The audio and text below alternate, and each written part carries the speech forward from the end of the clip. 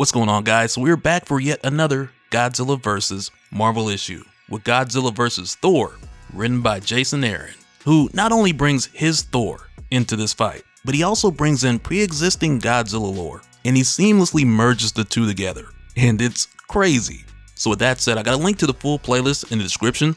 If you're enjoying the video, be sure to drop a like, subscribe if you're new to the channel, and don't forget to hit that bell up top to get all notifications.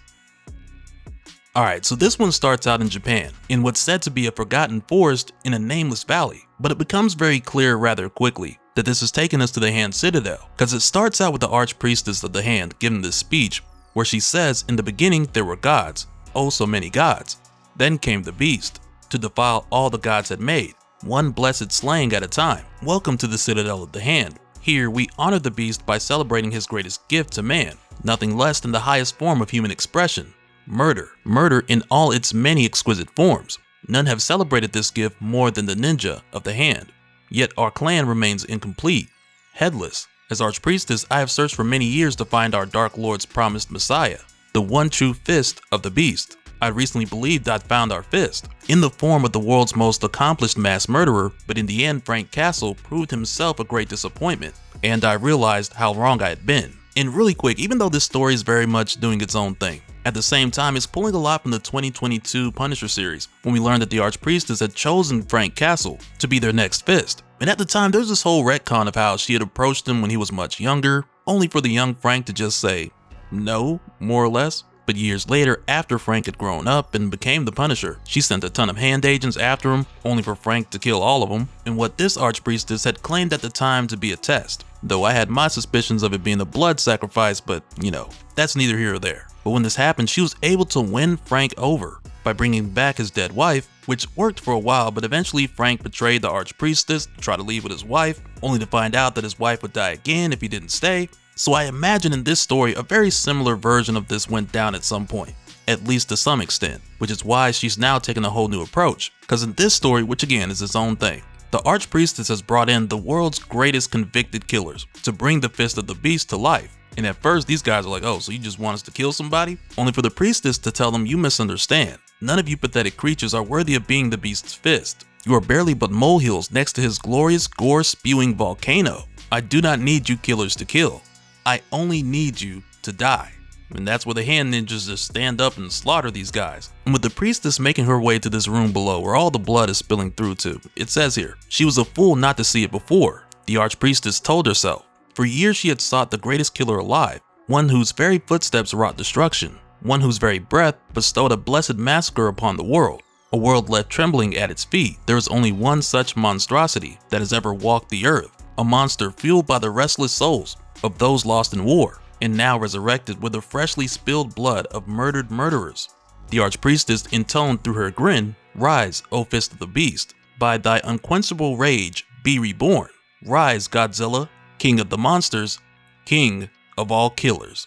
As all the blood comes dripping down onto the huge heart of Godzilla. And I believe the Godzilla we're going with in this story is pulling from the 2001 film Godzilla, Mothra, and King Ghidorah, Giant Monsters All-Out Attack, directed by Shusuke Kaneko. And not just with how Godzilla's brought back, but there's a couple other references throughout here too. And again, I'm not sure if this is intentional, but there's a lot of stuff lining up. Because in this story we come to find out that the world had thought Godzilla had been dead after a rampage that took place in Yokohama 20 years ago that ended with Godzilla's body being obliterated and its heart dropping to the sea floor. So at some point the hand retrieved it and brought it back here, but this entire time Godzilla's heart had never stopped beating. And so after this we jump forward 2 days where now Godzilla's just tearing up Tokyo.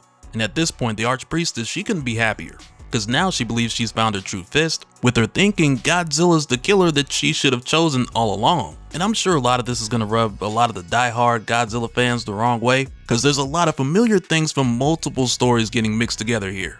And really what we've seen so far is just the tip of the iceberg. But it's right here as Godzilla's just wrecking the place, where the Archpriestess is like, have you ever seen anything so beautiful? Such a blessed morning. Today begins the great red age of the beast, and no force can dare stand against the fist of the... But just before she gets to finish, we're told here there was no warning, no rumbles or flashes, not so much as a raindrop. 1 second the sky was perfectly clear, the next, the clouds screamed thunder, a hammer fell like lightning, and suddenly there descended a hurricane of godly wrath. with Thor showing up smacking a tooth out of Godzilla's mouth. And we're told here from the distant halls of Asgard, the mighty Thor heard the prayers of the dying and desperate, which right there had me like, man, these people in Tokyo, they crying out to Thor. Which, I mean, on one hand, we've seen Thor answer prayers, and Jason Aaron's definitely made that reference before. But also, for whatever reason, this reminds me of Punisher 2099, who was a member of the Church of Thor or something like that. So yeah, I guess I just wasn't expecting Thor to be on the top of the god list in Tokyo. But hey, he's the one that showed up. But it goes on to say here, the All-Father of the Realm Eternal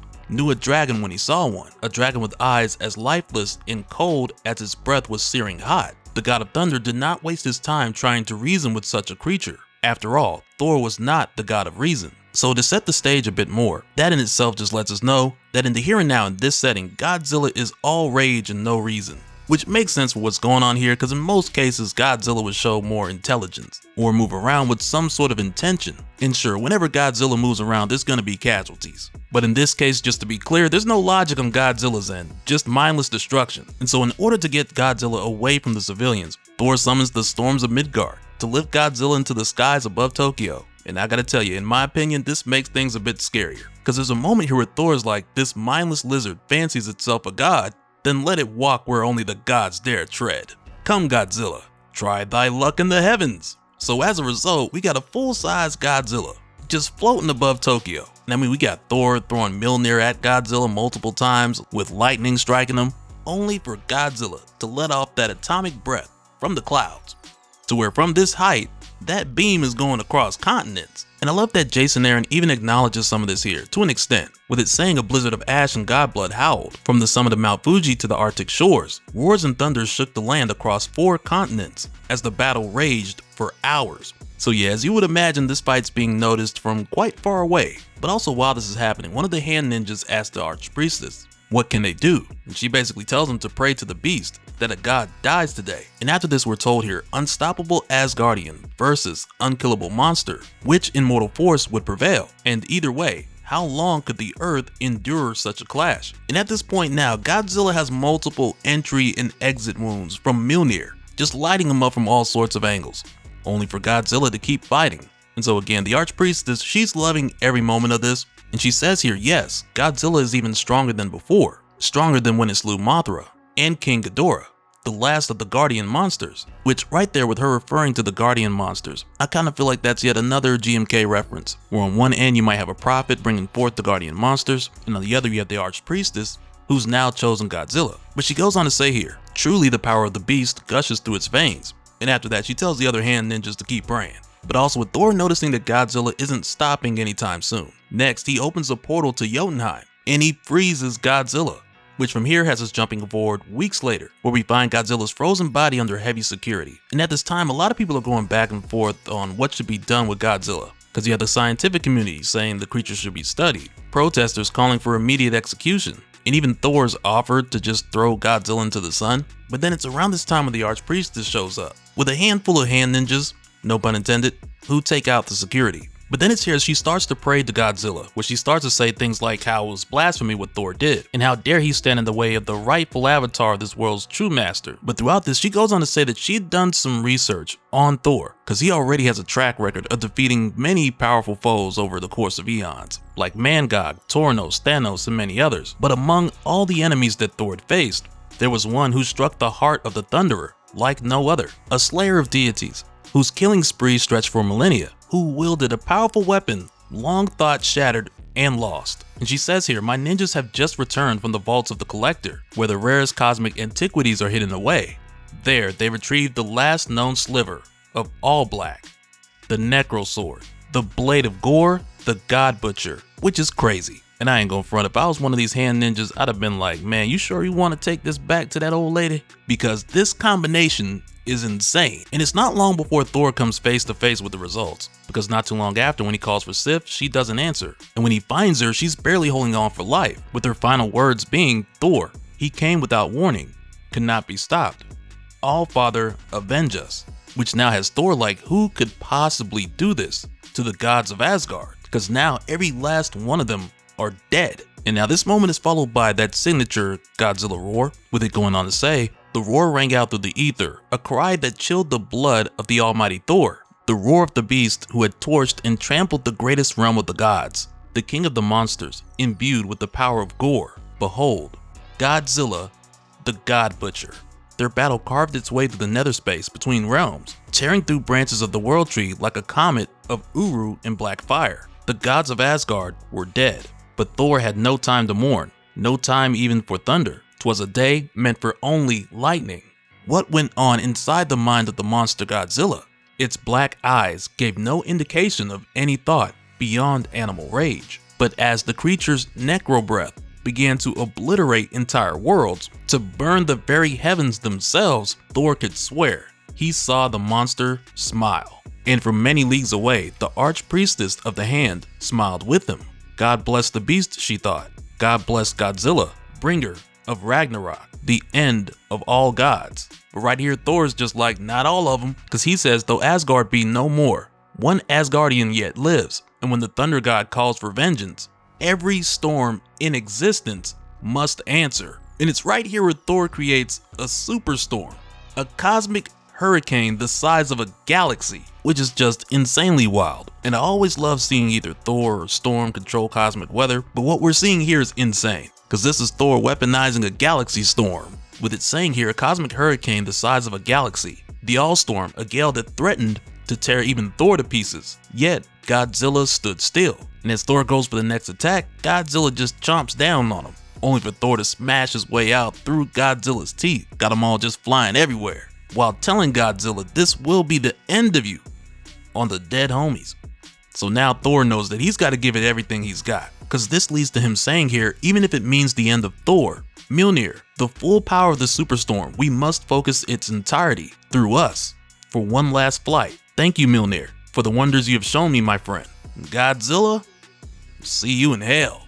As Thor channels the full power of this superstorm through himself and his hammer, straight through the beam of Godzilla's necro breath, which creates this insane explosion. And just when you think the story would end there, Jason Aaron keeps it going just to prove that Thor's not a liar. Because after this, we're told light years away the archpriestess could feel the loss. Without a word, she walked from the Hand Citadel into the woods and was never seen again. The halls of Valhalla were filled with song and crowded with gods, as the honored slain celebrated their well-earned rest, while for others, no rest seemed imminent. And now at this point, we see Thor walking for some time through this place that might look a little familiar, just moments before he hears Godzilla's roar, when Thor's like, I hear you, beast.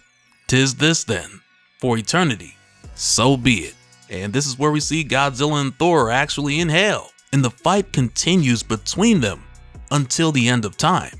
And really, you couldn't ask for a better ending to a Godzilla vs. Thor story than this, with us getting Godzilla the God Butcher, who is the cause of Ragnarok, which basically ties this version of Thor and Godzilla into this never-ending cycle of death and rebirth, where eventually they'll both return and the cycle will continue. And I think it's even more impressive that Jason Aaron was able to pull from pre-existing Godzilla lore and mix that together with what he's already done with Thor in a way that feels very seamless. So yeah, I enjoyed this one a lot. And really, I've enjoyed all the Godzilla vs. Marvel stories, aside from one that I just thought was alright. But we've covered all the 2025 stories, and I have that link down in the description for the full playlist where we covered Fantastic Four, Hulk, Spider-Man, X-Men, New Avengers, and this one will be on there too. But coming up after this, the next thing we get into is Godzilla Destroys the Marvel Universe, written by Jerry Duggan. And that one I'm really excited for because it's going to have the biggest roster out of any of these that we've covered so far. And we'll be getting into that later this month. But yeah, if you enjoyed the video, be sure to drop a like and let me know your thoughts in the comments on Godzilla